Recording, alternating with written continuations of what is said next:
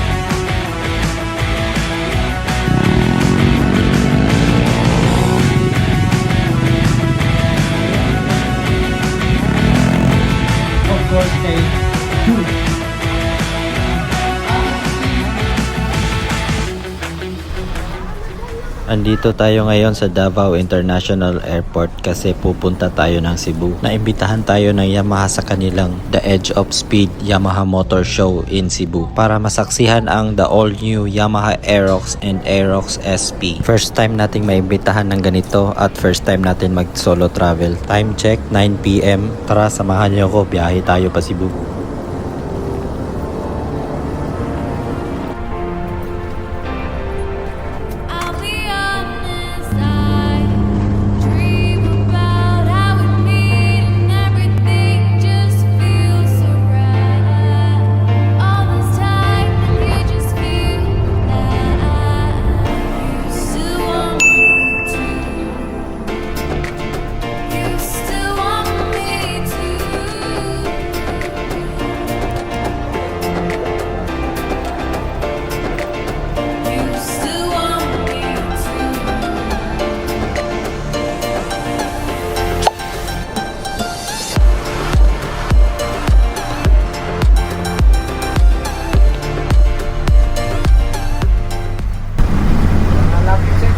Ako rin, isa rin.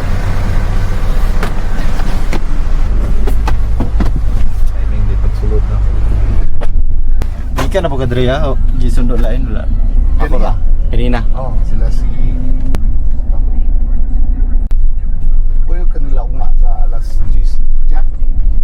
Murag Strike sa 10 ay ikaw yapon Eric yapon ko tandre. 9:15? 10:30 lagi.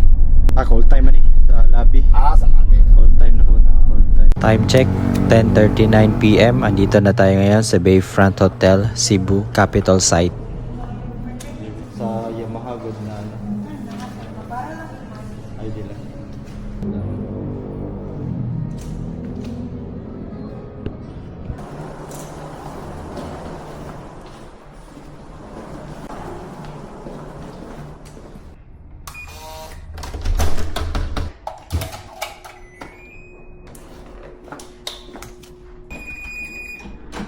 At ito yung room natin, napakaganda. Salamat Yamaha Philippines. Time check 11 PM, magpapahinga na tayo kasi bukas whole day tayo sa SMC side. Magte-test drive tayo ng bagong Aerox and Aerox SP.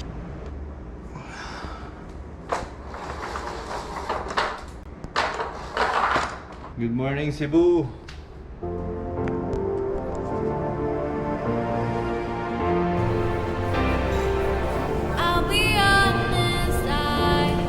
Dream about how we meet and everything just feels so right.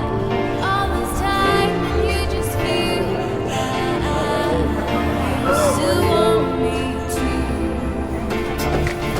You still want me to.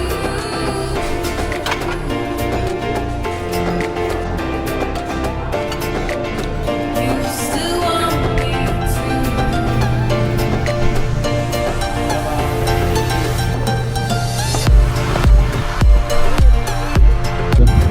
Ganun pala oh.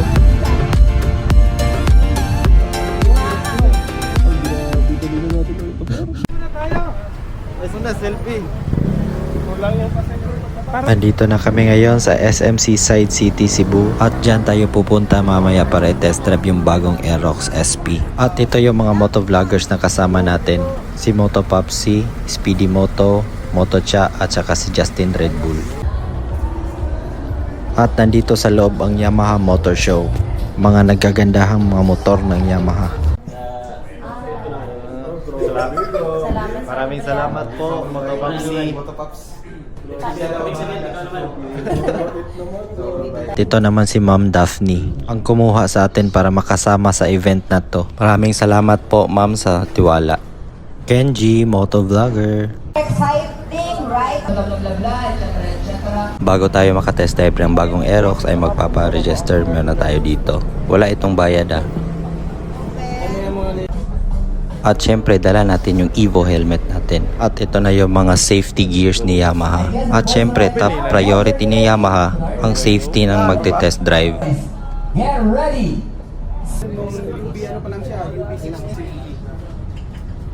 At syempre briefing para sa mga bagong features ni Aerox. At ito na yung mga test bikes na Aerox. Nandyan yung Aerox na standard, Aerox na SP, at saka Aerox na SP race bike. Anong pinagkaiba ng Aerox Standard at Aerox SP? Magsimula tayo sa display. Sa Aerox Standard ay basic digital meter.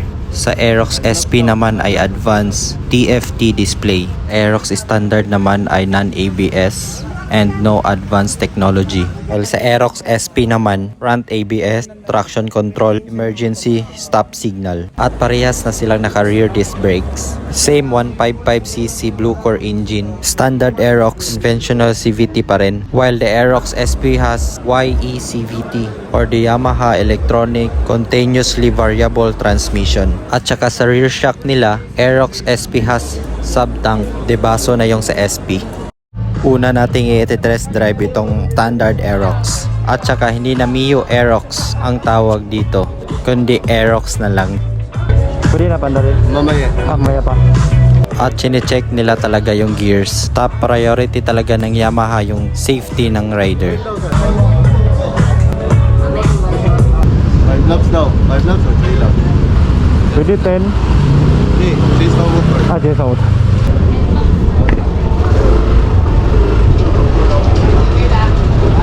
First impression, ang sarap mo Aerox.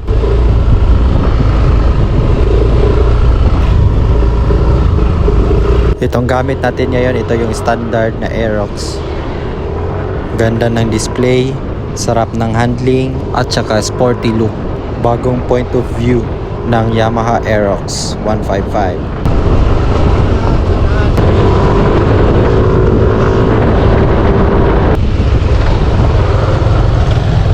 Picture muna kasama ang Vismin Motovloggers.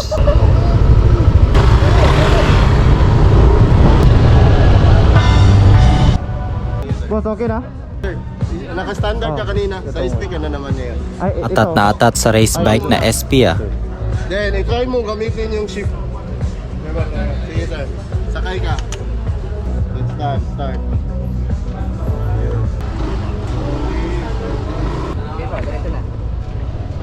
Sige po sir. Lang po.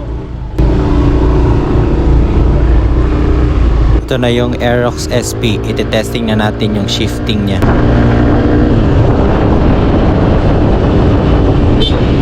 At yun na nga, busina yung napindot. At itong Aerox SP may tatlong shifting. Pagmasdan nyo yung kamay ko. Kita nyo yon, parang turbo yung shifting eh. Lumalakas pag pinipindot. At pag nag-minor ka or nag-brake, auto reset siya for downshift. Kaya pag shinif mo, nag-i-engine brake. Ngayon sa race bike naman para mas rinig nyo yung shifting. At ito na yung Aerox SP race bike. Naka Diablo Rosso SC tires at saka naka Proliner exhaust. At saka naka RCB fully adjustable rear suspension. Ito yung Aerox SP model TFT display. Grabe ang pogi. At syempre yung shifting. At ang likod niya ay inspired sa Yamaha R series. Tara, i-test drive na natin to.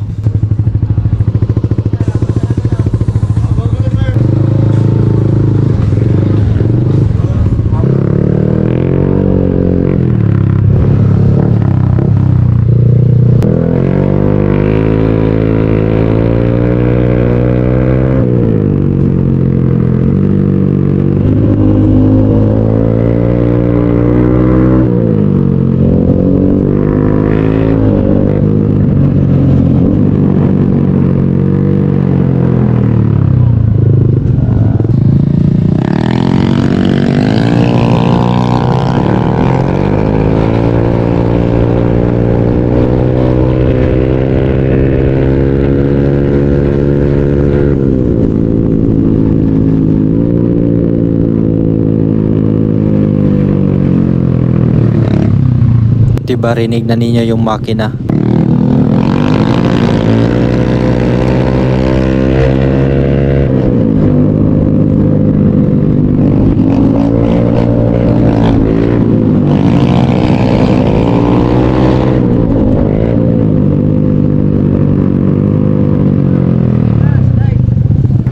Gwapo kayo, no? Grabe RPM!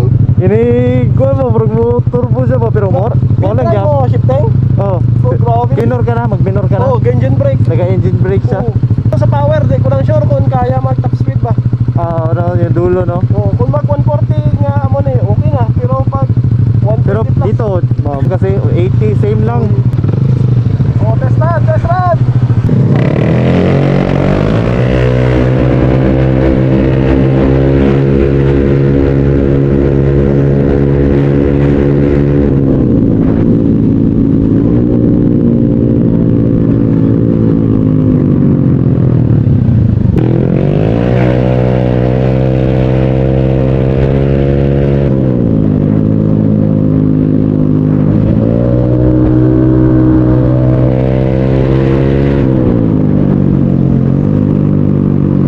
Grabe, ang sarap pigain nitong Aerox SP na race bike. Grabe, ganda naman ng technology na to.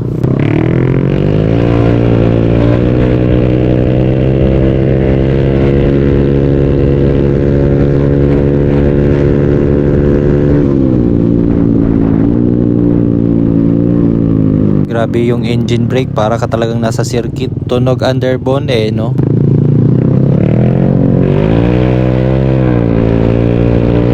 Salamat Yamaha Philippines sa experience na to. Gabi, I tried. Pintuhang experience with Moto Popsi. Gwapo kay SP, no? Gabi kay engine brake ba? Engine brake ba? Murag juga racer ba?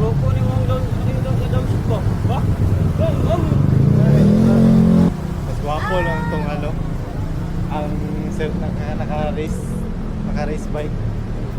Ay, naka-pipe ba? Dali kita biyaon. At meron ding nakikilala sa atin dito kahit papano. Sabi ng mga tropa ko taga-Dabon, dito daw sa side. Grabe ang init sa labas pero worth it yung experience. Lunch muna kami dito with the team. Gusto nyo to? Papalit pa rin ko dyan. At syempre yung mga giveaways ni Yamaha sa amin. Thank you so much Yamaha Philippines at Ma'am Daphne Manalang. Maraming salamat po. Grabe yung tuwa ni Justin Red Bull Ay, bagay yan mamaya talaga pang PCH ba? Mamaya, PCH.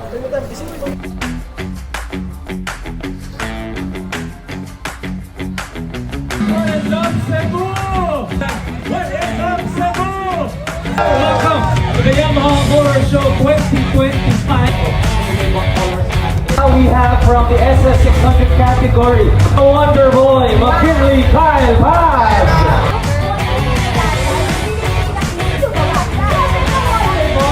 From the UB150 category, we have the Android, EJ Sobretodo.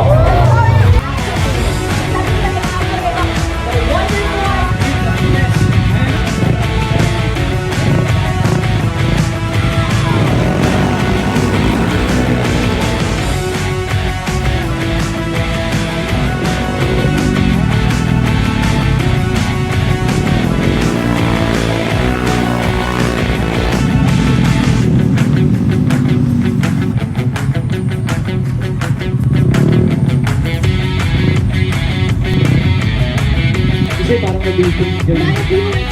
Of course, kay Kyle San. Welcome na.